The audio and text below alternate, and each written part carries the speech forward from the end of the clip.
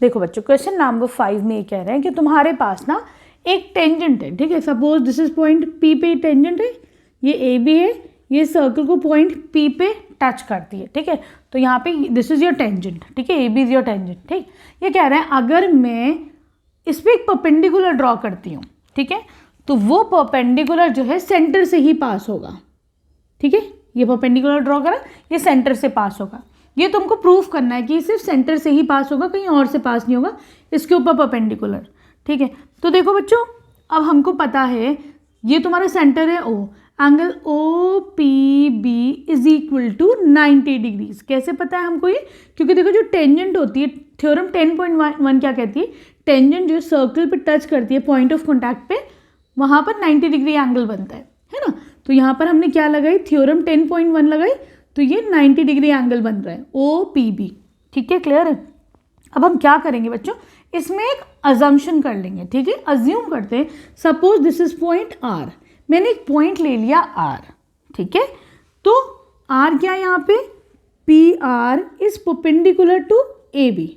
मैंने अज्यूम कर लिया that P R is perpendicular to A B, ठीक है। And R is not passing through the centre, R is not passing through the centre, passing through centre, ठीक है। हमने assume कर लिया कि भाई आर भी 90 डिग्री एंगल बना रहा है और जो है ये सेंटर से पास नहीं हो रहा है, ठीक है। अब तुम ये देखो बच्चों, अगर ये 90 डिग्री एंगल बना रहा है तो इसका मतलब यहाँ पर एंगल आर पी बी कितना हो जाएगा, अगर ये 90 डिग्री एंगल बना रहे हैं तो 90 डिग्री होगा, अगर ये परपेंडिकुलर हुआ तो, है ना। तो ये तुम्हारा क्या हो गया, सपोज दिस इज इक्वेशन 1, इसको 2 कर लो, ठीक है बच्चों, सही है। अब तुम ये देखो, हमें पता है कि ये वाला जो एंगल है, angle R P B is a part of angle O P B.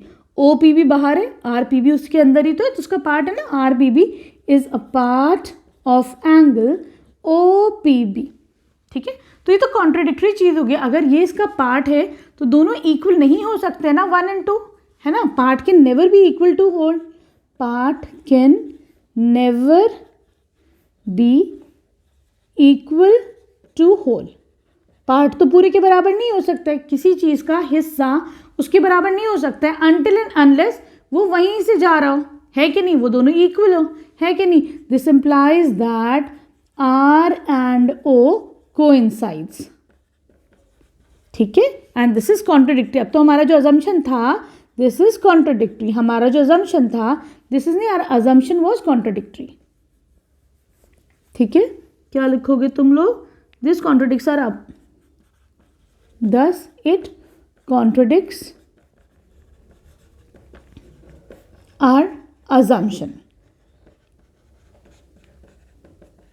ठीक है। तो perpendicular passes, this implies that the perpendicular passes through the center only, ठीक है, perpendicular passes through the center, through center only, ठीक है, सही है। आगे समझ में, here we end question number 5। Thank you for watching Breno solutions.